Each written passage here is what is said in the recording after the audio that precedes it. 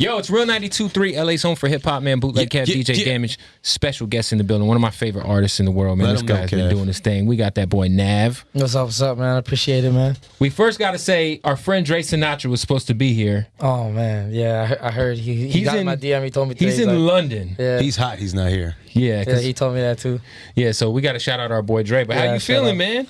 Feeling great, man. Just feeling good about life. Everything's going well. Yo, you're killing it, man. Like, and what I respect about what you've been doing is like, you've been like really mysterious with like you ain't been all the way out there. You know what I'm saying? Like, yeah. I want to say this is one of your only radio interviews. Yeah, it is pretty much. Yeah. So why keep everything, you know, kind of untouchable and mysterious with the movement? That's just me. You know, I'm just always in my own bubble. Right. Like, I don't even really know what's going on other than what I got going on. And I'd like to keep it that way, you know what I mean? It keeps like layers to the onion for the fans. 100%. You know what I mean? Yeah. You feel like, you know, everybody's putting stuff out on social media. They kind of use it for their promotional platform. You ever feel like at some point you got to kind of open up and, you know, get out there more in that realm? Yeah, and yes and no. There's times, you know, if I'm like dropping a song, I'll be like posting more. You know what I mean? Get my impressions up and stuff on my stats. But other than that, I just post when I feel like it. Something funny or something that I know that's gonna get a lot of likes. That's it. I just post when I feel like it. Really good life. Yo, so the first time I had heard you, that was the Brown Boy record. Okay, yeah. And then after that, the Travis look happened. Yeah. And I think people started to connect the dots because you were like, I thought you were just a producer. Because your Instagram was Beats by Nav. I was for a long time. Right. Yeah. And I was like, oh, yo, this is the same dude that's on the Travis record. That's crazy. How long, like, had you been making music as an artist before you were doing beats, before you linked up with XO? So, I started making beats when I was like 16 years old in like high school. And then around like 2-3 years ago, I started recording demos like of songs that I write on my own beats. And I sent it to one of my friends who's an artist. And he sent me back the demo. He's like, I can't do it how you did it. He's like, you should just put it out as you. And I like contemplated for like 2 days. Then I put it out. And it only got like 5,000 plays, but like instantly that's not a bad look. That's something a good look. Crazy, right? And I just kept posting and just plays kept going up. And it just became like a waiting process at one point. Like I was just waiting for a call. Yeah, that's what I was going to ask. Like, you know, did you have any relationship with Abel and Cash and those guys? Or at what point did they notice your movement? First, like a couple of labels flew me out to LA, and I came. I didn't really like what they were saying, but Cash called me because he got my number from Derek Wise. He's another artist that's under XO. But I kind of met Derek Wise like through like the underground movement, going to studios like in Toronto and stuff. And he gave him my number, and then Cash called me, told me to come LA the next day. And it was on. And that was it. Once I met Cash, I was like, he's just like me. I was like, it was easy. It was a no-brainer. 100%, man. Yo, what I really loved about your music, like that really drew me in, was just your honesty. Like whether it be like, you know, going through, coming down off of some shit or whatever. Like lately in hip hop, a lot of people have been like, you know, Lil Pump's not doing Zans no more. Mozzie's doing the Kick the Cup challenge. Are you still participating in the extracurriculars? Here and there, I just feel like everything in moderation. You can't do it everything every day. Like sooner or later, your body's just gonna give out. I don't really abuse anything. That's good. Yeah. That's good. What do you do in your free time, man? You seem like a mysterious dude. I'm pretty sure a lot of people want to know, like, what you do, man? What you do, bro? I'm pretty basic. Like, if I could have like one house with everything in it, it would just be video games, a studio. See, that's what I like to hear. And just like food. So let's talk about video games. Here we go. What are you playing, man? What right now, honestly, Cash, he's a big wrestling fan. He got me on that WWE, the WWE 2K. Yeah, that's me and my son. That's all we play, like bro. Crazy. Come on, going man. Crazy in the house. I started that new Need for Speed. I'm just now sitting down and like off a tour and working and stuff to get to play video games and shit. So, what's like your all-time like go-to game? Like if I had to put something in front of you, you would be like, man, FIFA. I got this. I say FIFA. Hey, yeah, for sure. Dre loves playing FIFA, bro. Yeah, he does, he man. Talking shit. I haven't faced him yet, but yeah. You were talking about your tour. What's one of those places or cities? Because I know you all over the place. That you love. That gave you the most energy when you hit the stage. Well, Australia was crazy, but in the States, I'd say Philly. Hey. New York, LA. Of course. That's like those are my like hottest markets too, so it made sense. Talk about your upbringing, man. You say you started making beats around 16. For people who don't know, like tell us about your parents. Tell us how you grew up, man. What was the area Toronto you're from? Is Rexdale, Rex, yeah. It's like one of the rougher parts of Toronto. Like I'm like one of the kids that was like fortunate to have 2 parents and stuff. You know what I mean, stuff like that. So my life was pretty like smooth, pretty much growing up. Besides like shit that goes on around my neighborhood. Shit, yeah, but like it was cool. Everybody and then does. Just like I just kept it going till like I was like the only one that graduated high school out of all my friends. I spent like an extra year because I was like an idiot and shit. But after that, I just went into music and that was it. It's like I just kept going in and out of music, like work a job, quit the job, do some other shit, then go back to music, quit music again. Then one time I just gave it one more shot to go to music, and then that was it. Were you part of that Fruity Loop wave? Is that how you jumped in, or? I mean, I dibble and dabble and everything, but I ended up using Logic, really. But now, now I don't even find myself making beats on my own computer. I like to collab with other producers, and I'll usually just use their computer, whatever they're using. Oh shit! Yeah. I know you're a big sneaker guy. Yeah. What's your all-time favorite Jordan? Jordan, I say like the 4s and the 11s. The 4s and the 11s. Yeah. What's your favorite everyday sneaker? The Air Maxes, 97s. Hey. All day, every day. Bro. That's the classic, man. And the new ones they release are crazy. Yeah. The new ones are crazy. Those are like the upgraded version. Yeah, for sure, man. What are you working on right now? Obviously, you got the singles out with Uzi. Both projects were amazing, self-titled and Perfect Timing were just super dope, back to back. What's next, man?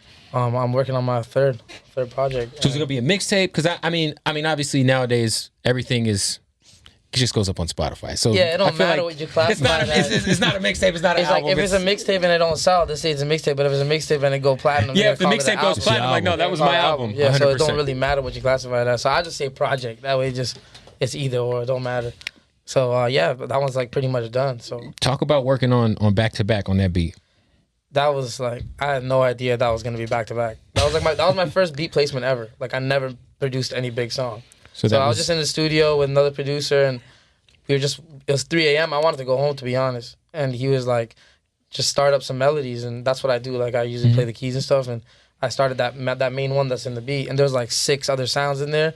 The beat was like half the speed.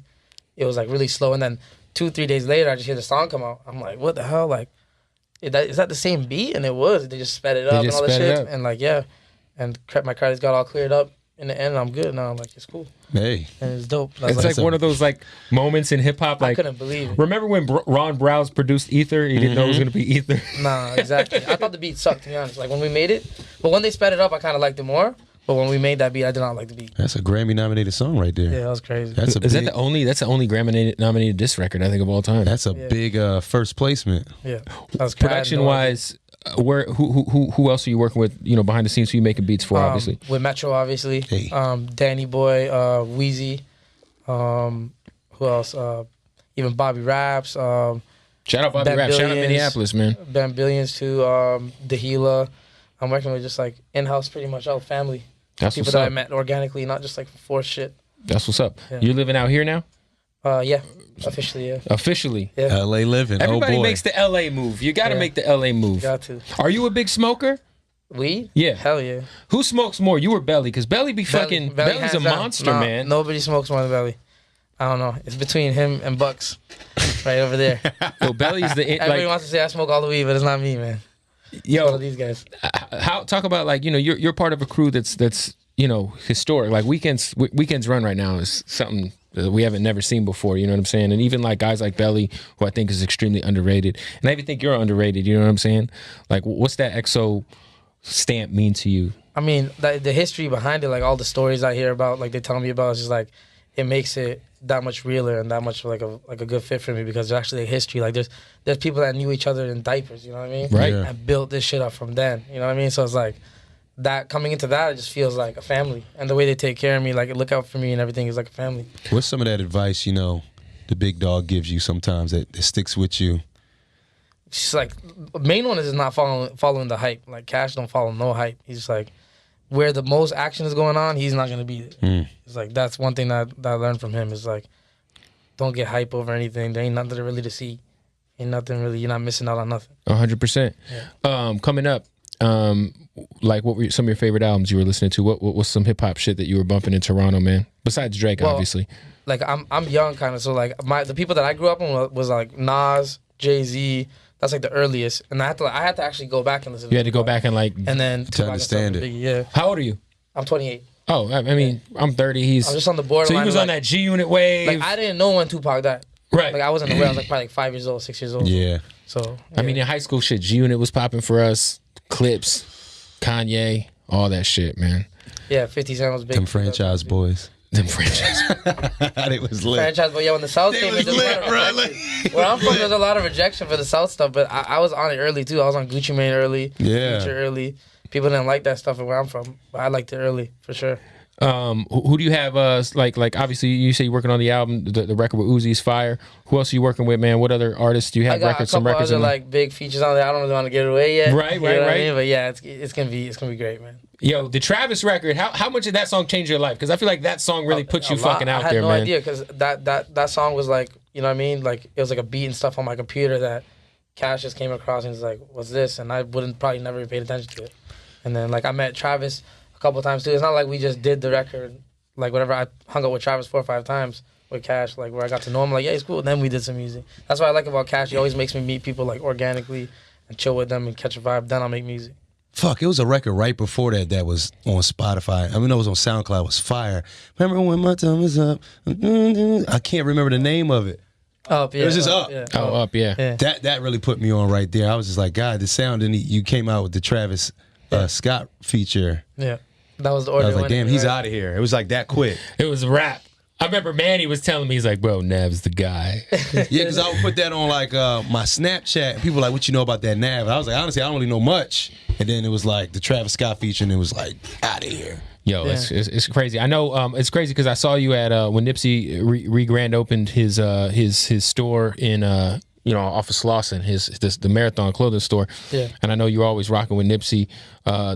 We're in LA. How did you guys get tapped in together, man? Well, basically, honestly, like Bucks be with me all the time, and he was going over there, and I was like, "Where you going?" He's like, "I'm going over here," and I'm like, "Well, fuck, it's Nipsey shit. I'm gonna come there too." And I'm like, "Fuck it," we went there. I didn't know it was right in the middle of the hood, but Right. I went there. I was like, "That's Yeah. cool." And Nipsey came. I think y'all was in a Rolls Royce out there. Yeah. we took a Rolls Royce there. But yeah, it was crazy how much love he showed me. Like right when I went there, he's like, "Come smoke a blunt with me." I was kind of shocked. I was like, "Oh shit, he's aware of me." And they told me he fucked with my verse on Re-Up with Belly, and I was like, "Wow, I was surprised." So I smoked a blunt with him. I bought a bunch of clothes over there because the shit's actually fire. The clothes are actually nice. Of course. And then just chill, watch them ride on the bikes and stuff, and then we was out of there.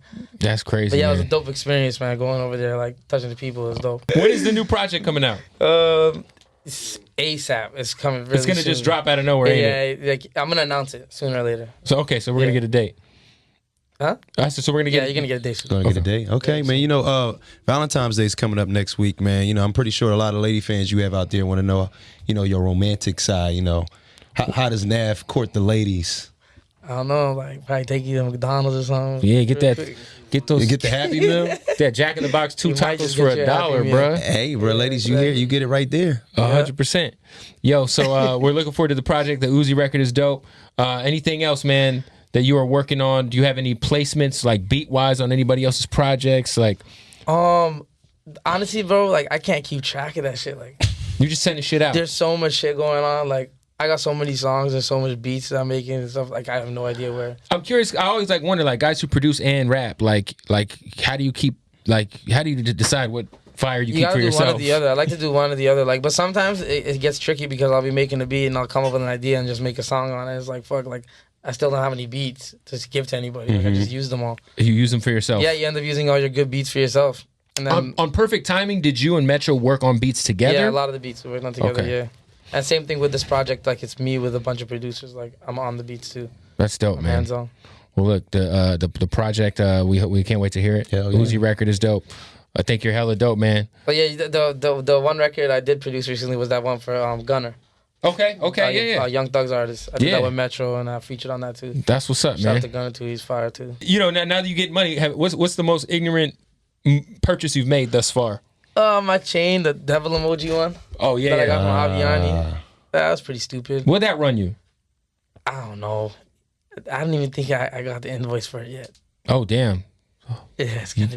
it's gonna be one of those. You always rocking the fly shades, man. You got a favorite pair of shades, a favorite brand of shades you like to wear? Well, right now I'm fucking with Vintage Frames. Like, he sends me all the shit, so like, He I sends just you wear the whatever he flames. sends me. Like, I don't know what brand these are. They're probably like Hilton or something. I don't know. But anything that just like Anything to talk to. hides my eyes. So you're a video gamer. You watch it like anything on Netflix? You be binge watching shit? Yeah, what's that movie we started watching recently? The Jinx. I just finished The Jinx. Oh, yeah. That guy's crazy. Is that shit on Netflix? Yeah, that guy's crazy. Oh, I don't know. He's a murderer, dude. Oh, it's on cable. He's Okay. crazy. Yeah, we just finished that because Cass got a theater in his house, so we be like just chilling there. What's the your all time favorite show? Like, you know, if you like Show. The Office. The I'm not Office. gonna lie, people wouldn't expect that from me. Steve Carell, But man. yeah, The Office. Office is fire. The Yeah. Office is all time great Yep. right there, man. Yep. That's what's up, bro. Well, look, we appreciate your time, man. We know you don't do a lot of interviews. You know, this is an exclusive, man. We appreciate you coming through, man. We're going to make your joint the new joint of the day tonight. So what we need you to do, let's get into this Uzi record, man. Let's blast it off for L.A., man. Hey, man, this is Nav. It's my new single featuring Lil Uzi, Wanted You, on 92.3. Woo, let's go, baby. It's Real 92.3. Nav, let's get it.